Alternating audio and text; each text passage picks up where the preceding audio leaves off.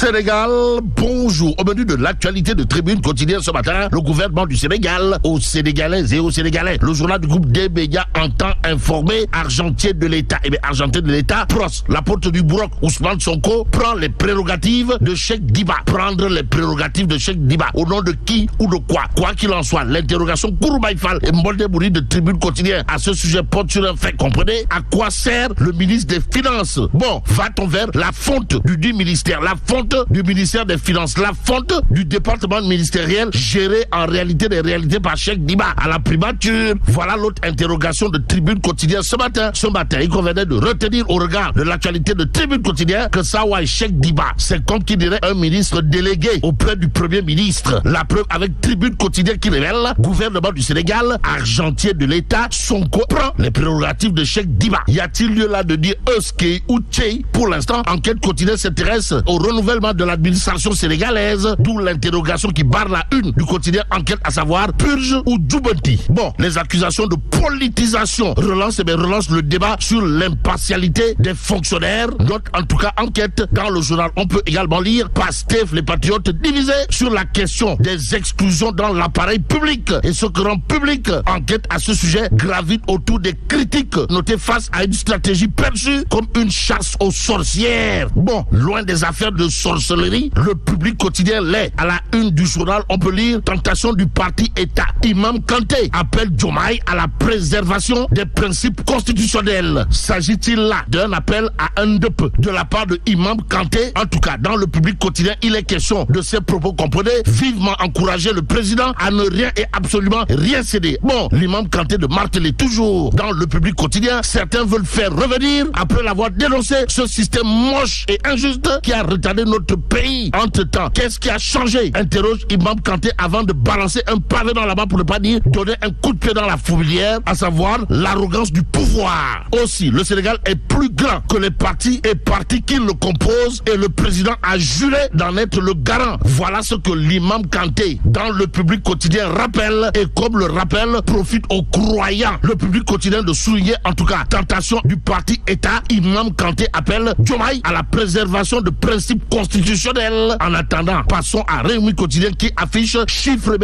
falsifiés. Pachal Foroch ou pas, en tout cas, la Cour des comptes a transmis son rapport provisoire au ministre des Finances et du Budget. Révèle en tout cas Réumi quotidien ce matin. Ce matin, le journal d'ajouter le ministre Cheikh Diba a un délai d'1 mois franc pour répondre, et plus qu'il est dit tontu du Foroch, soulignons pour l'instant ce que nous livre Réumi quotidien, comprenez les engagements fermes du ministre des Finances et du Budget, les investisseurs internationaux à l'affût, d'où l'interrogation Kouroubaï Fall et Mbolde Bouri de la rédaction de Réumi quotidien, à savoir le Sénégal va-t-il renégocier les échéances de la dette en 2025? Pour ce qui relève du sujet autour des indicateurs économiques falsifiés, il y a Direct News. Le journal de nous apprend que Ndeketeyo,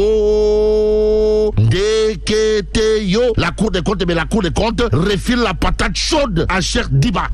Waouh. Bon, Direct News de nous renseigner, la Cour des comptes a transmis jeudi un rapport provisoire crucial au ministre des Finances et du Budget Cheikh Diba. Ce document vise à certifier ou non les conclusions de l'IGF sur une possible falsification des indicateurs économiques sous le régime de Macky Sall, précise toujours Direct News, le journal piloté par Pape Diogoy Faye ou le Lion de Ngekor. De nous apprendre, le ministre des Finances et du Budget Cheikh Diba dispose d'un délai d'1 mois pour formuler ses observations, mais la Cour souhaite une réponse raking tac taf et jodi, pour ne pas dire ken, c'est-à-dire sous 10 jours, précise en tout cas Direct News.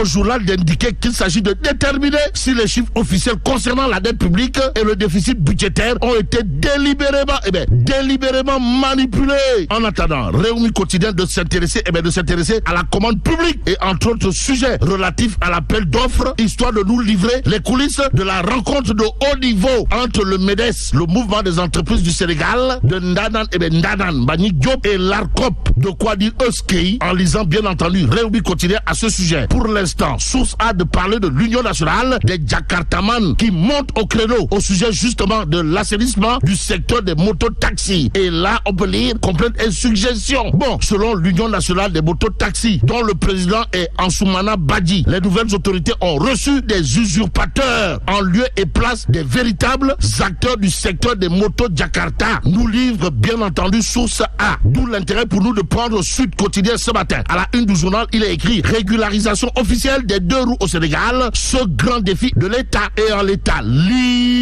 quotidien. On appelle à la une d'indiquer transport après les Jakartaman. Après les Jakartaman, les chauffeurs de taxi menacés Diam. Bon, même s'il est dit Yolu Diam Sorioul, retenons en tout cas ce que nous livre le quotidien.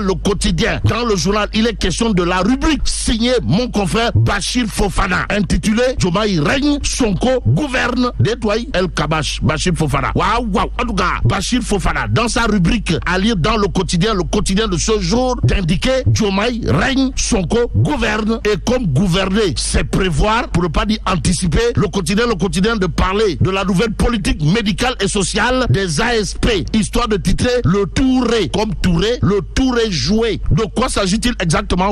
Eh bien, le quotidien de nous apprendre que 2500 francs CFA, 2500 francs CFA défalqués de leur modique pécule, 2500 francs CFA défalqués du revenu mensuel des ASP, informe bien entendu le quotidien, en attendant de savoir, mais où est Guy Marius Sagna? Où est Guy Marius Sagna? Retenons en tout cas l'autre information du quotidien, comprenez, une mesure intervenant après le retrait de la police de circulation. Badou. Bon, intéressons-nous au grand panel ce matin, journal de s'arrêter sur la levée de la retention des données sanitaires par les syndicats, plus précisément par l'alliance Andegusum, histoire de titrer le système sanitaire enfin réanimé. Bon, après plusieurs mois, voire plusieurs années de paralysie, la collecte et l'analyse des données sanitaires seront de nouveau disponibles dans les hôpitaux, informe le grand panel ce matin. Le journal de nous renseignait en tout cas que Andegusum, dirigé de main de maître par Mbalo Diacham, ou le teigneux syndicaliste, a en tout cas levé le coude. Ainsi, c'est le ministre de la Santé qui aura probablement de quoi faire du turpi, fait mbote, ou encore d'esquisser des pas de Wango, si on en croit le grand panel quotidien ce matin. Dans le journal, il est écrit: le ministre de la Santé salue un acte de responsabilité et annonce l'accélération des réformes pour une meilleure fourniture de services de santé de qualité. En d'autres termes, le ministre de la Santé en personne, en chair et en os, de dire Wagorwai à Mbalo Diacham au regard de ce que nous livre le grand panel ce matin. Wolf Quotidien de s'intéresser à la baisse des prix des denrées alimentaires. Histoire de nous expliquer pourquoi ça coince, en tout cas, dans le journal.